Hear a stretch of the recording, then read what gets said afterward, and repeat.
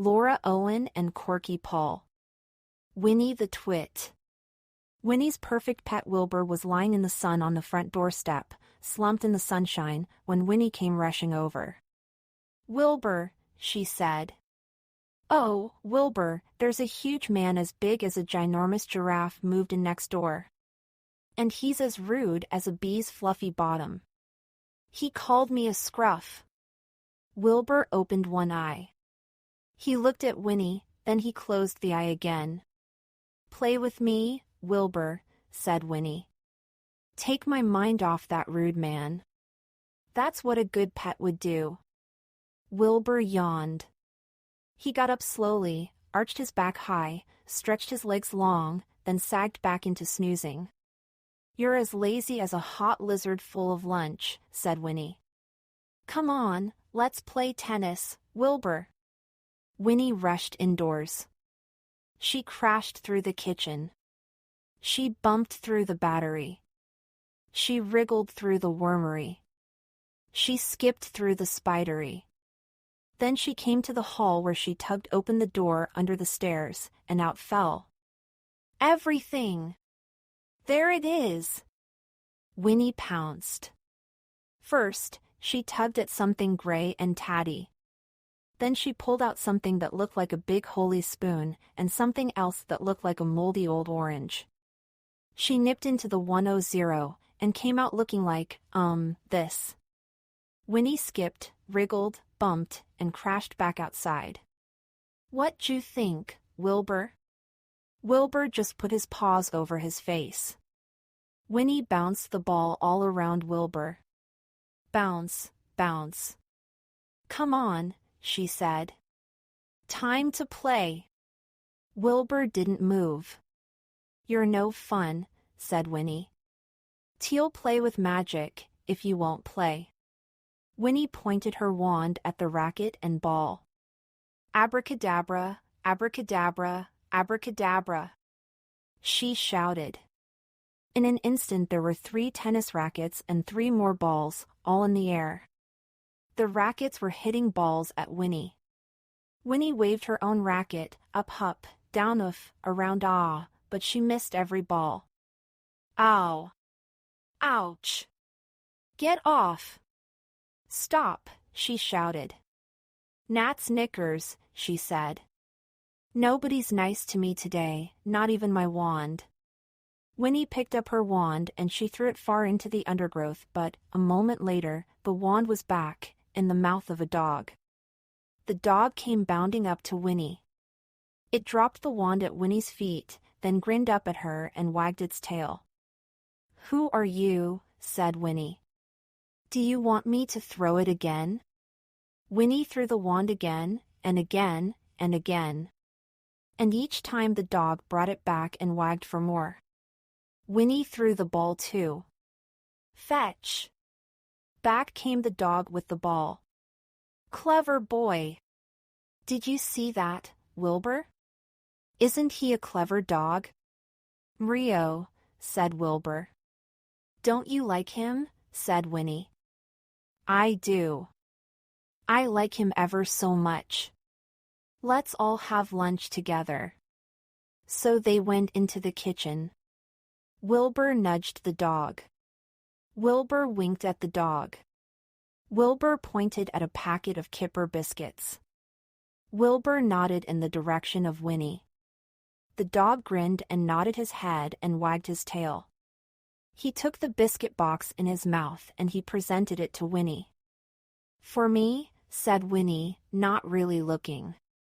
"Oh, isn't he a good dog, Wilbur?" Winnie dipped a hand into the box, then popped a biscuit into her mouth. "Yuck!" "Paw," spat Winnie. "Yuck! Horrible, horrible. Kipper biscuits, I hate 'em." She danced around, making faces and waggling her tongue.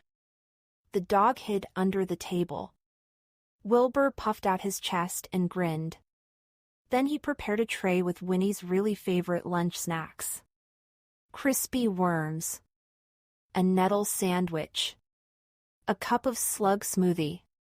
"Yummy," said Winnie. You're the really clever boy, Wilbur. You know just what I like.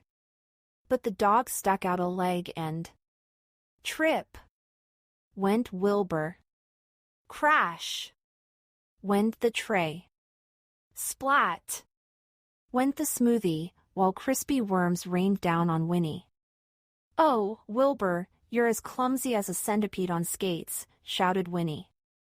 Wilbur and the dog were busy sticking tongues out at each other. But I've just had a brilliant idea, said Winnie, perking up. Can you two guess what it is? The dog and Wilbur both shook their heads. It's obvious, said Winnie. Cats are clever and dogs are obedient. I want a pet that's both of those things, so what I need is a cog. Yowl, went the dog. Mrow, went Wilbur. They both raced for the door, but Winnie was already stirring with her wand. Abracadabra! Magic whirled and swirled, and in an instant there was a cog.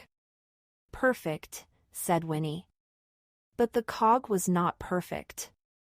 It bounded up the curtains and chewed them to bits. Meow woof. Choo-choo, munch. Winnie reached out a hand. Good cog, she said. But the cog hissed at her. Then it lifted its leg and weed on her foot. Yook! Bad cog, said Winnie. The cog jumped onto the sink, then out of the window into the garden. It began to dig. Come back, shouted Winnie. The cog took no notice. It dug a big muddy hole. It rolled in the mud. Then it sat and lifted a leg and licked the mud off it. It sniffed Winnie's bottom, then it jumped up at Winnie with muddy paws and scratchy claws. Get down, said Winnie. Sit. Naughty boy. Wilbur, save me. But of course Wilbur wasn't there. Ob, dear, thought Winnie. This cog isn't the best bits of a dog mixed with the best bits of a cat after all. It's the worst of both of them joined together. Where's my wand? I want my Wilbur back. Winnie saw the wand on the ground. The cog saw it too, and it began to run towards the wand, its teeth snip-snapping. It's my wand, shouted Winnie as she leapt into a magnificent dive, up and over and down, to grab the wand, and waved it abracadabra. Just as the cog's teeth were about to snap it in two. Then there was Wilbur, looking shocked but pleased. And there was the dog, running away down the drive.